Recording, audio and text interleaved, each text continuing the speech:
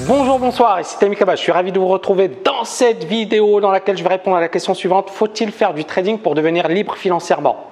C'est une excellente question. Eh bien, on va y répondre dans 2 petites secondes. À tout de suite.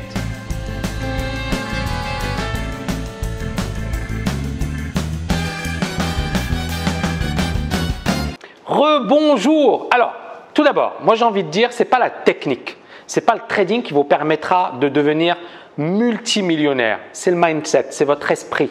Pourquoi? Et alors, beaucoup de personnes vont me dire, ouais, mais Tammy, c'est trop facile, l'état d'esprit, c'est pas ça ce qui va déterminer le fait que vous soyez riche ou pas. Si, l'état d'esprit pourra déterminer le fait de devenir riche ou pas et le fait de devenir libre financièrement ou pas.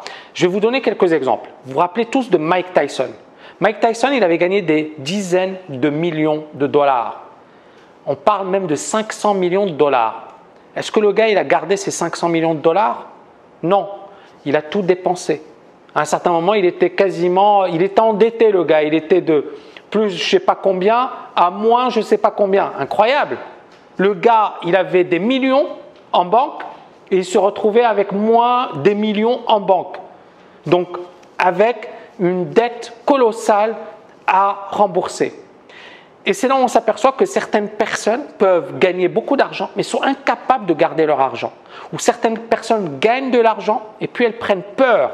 Certaines personnes veulent gagner de l'argent, mais ont peur de gagner de l'argent. Elles ont peur des conséquences de gagner de l'argent. Et c'est là où on s'aperçoit que l'argent, c'est un sujet tabou dans nos sociétés, que beaucoup de personnes ne savent pas gérer l'argent parce qu'elles ne sont pas habituées à l'argent. Mike Tyson, c'était un orphelin, il était dans une maison de correction, etc. Il n'a pas grandi avec l'argent, il ne sait pas ce qu'est l'argent. Et du jour au lendemain, il se retrouve avec plein d'argent et bien évidemment, difficile pour lui de le gérer. On critique beaucoup les joueurs de foot. Parce que, bien évidemment, ce sont souvent des jeunes de banlieue qui n'ont pas d'argent, qui sont issus de milieux défavorisés. Et puis, on se dit, ouais, mais regarde-les, ils sont arrogants. Non, ce sont des gars qui sont nés, qui avaient rien. Leurs parents étaient pauvres, généralement, pas tous, mais la grande majorité. Et c'est comme les boxeurs. L'immense majorité des boxeurs, ils naissent pauvres. Et c'est un point intéressant que j'ai envie d'ailleurs de développer de suite. Parce que ce sont les gens qui ont le plus faim. Pourquoi les champions de boxe sont toujours des pauvres ou des fils de pauvres, ils grandissent dans des quartiers défavorisés? Parce que les gens qui naissent dans des quartiers favorisés, je pense qu'ils ont d'autres possibilités que la boxe. Ils peuvent faire autre chose. La boxe, ça arrive vraiment à la fin. Par contre, celui qui n'a pas le choix, il se dit la boxe, c'est peut-être un moyen pour moi de m'en sortir. Moi, je me souviens, alors quand j'étais jeune, je m'entraînais dans des clubs de boxe et je me souviens qu'effectivement, je voyais les gars, les milieux souvent super défavorisés. Donc, pour résumer, le trading, il va vous permettre de gagner de l'argent, il peut vous permettre de devenir libre financièrement, mais si vous n'avez pas le mindset, si derrière, vous n'êtes pas capable effectivement de retenir l'argent, de garder l'argent, et de ne pas le dépenser n'importe comment et d'avoir cette intelligence, eh bien, vous ne gagnerez jamais ou du moins, ce sera hyper chaotique. Et c'est là où, encore une fois, moi, je réponds à la question en disant, ce n'est pas le trading ou ce n'est pas créer un business qui vous permettra de devenir libre financièrement. C'est votre état d'esprit. D'accord? C'est le numéro 1, le point numéro 1. Le point numéro 2, c'est pourquoi vous faites du trading? Est-ce que c'est parce que c'est un effet de mode? Est-ce que ça fait sympa quand vous allez voir des copains, vous leur parlez de trading, vous leur dites voilà, je fais du trading, ouais, je fais du scalping, c'est super. Mais si vous passez 10 heures par jour à faire du trading et que vous gagnez des clopinettes, ce n'est pas la peine, faites autre chose. Donc l'idée, elle est là, c'est pourquoi vous faites du trading, d'accord? Et est-ce que vous le faites pour flamber devant vos camarades ou est-ce que vous le faites vraiment pour gagner de l'argent? Est-ce que vous êtes réellement dans une démarche positive pour gagner de l'argent? Donc, également, question que vous devez vous poser. Troisième point, encore une fois, je reviens sur la question. Est-ce que vous êtes fait pour le trading? Posez-vous cette question. C'est-à-dire, encore une fois, ne succombez pas aux effets de mode. Posez-vous les bonnes questions. Est-ce que le trading, c'est un truc qui vous branche? Est-ce que vous êtes passionné par le trading? Est-ce que c'est quelque chose effectivement qui vous intéresse? D'accord? Posez-vous cette question. Quatrième point, encore une fois, on parle de liberté financière et trading. Est-ce que vous avez le capital nécessaire?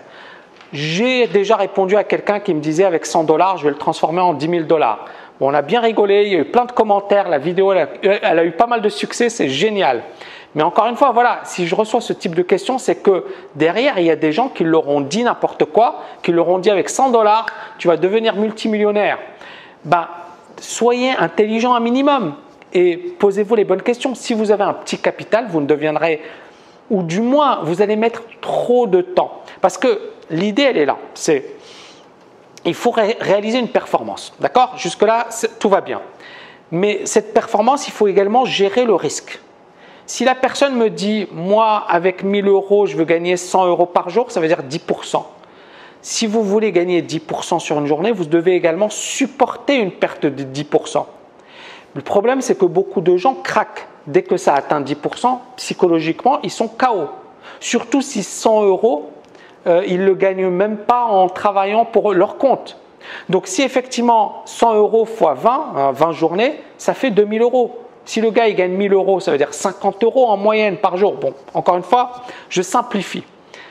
Mais si effectivement vous êtes incapable de gagner 100 € par jour dans votre travail quotidien et que là, de suite, vous avez une perte de 100 €, psychologiquement, vous êtes capote.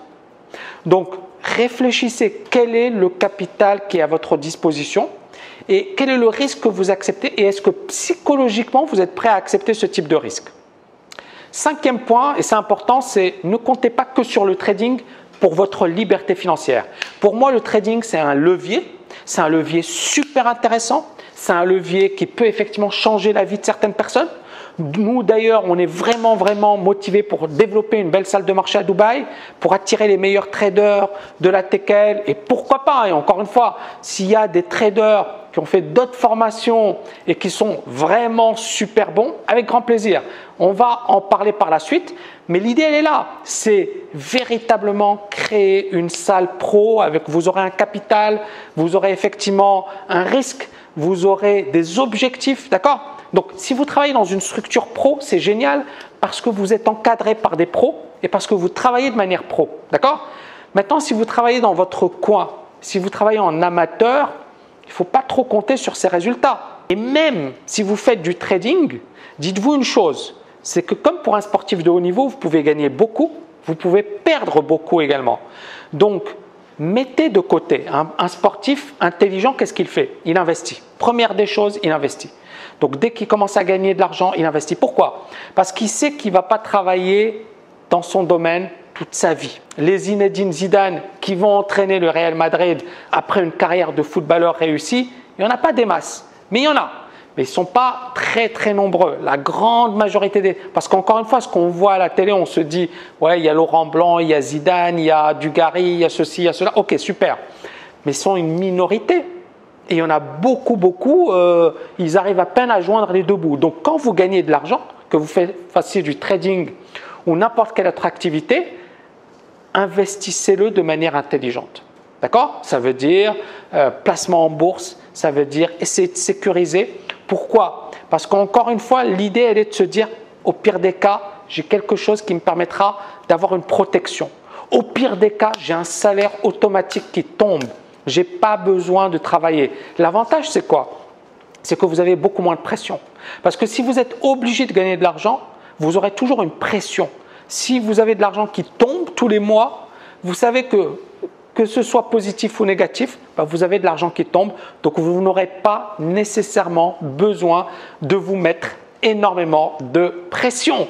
J'espère que vous avez aimé cette vidéo. N'oubliez pas de la liker, de la partager un max et je vous dis à très bientôt.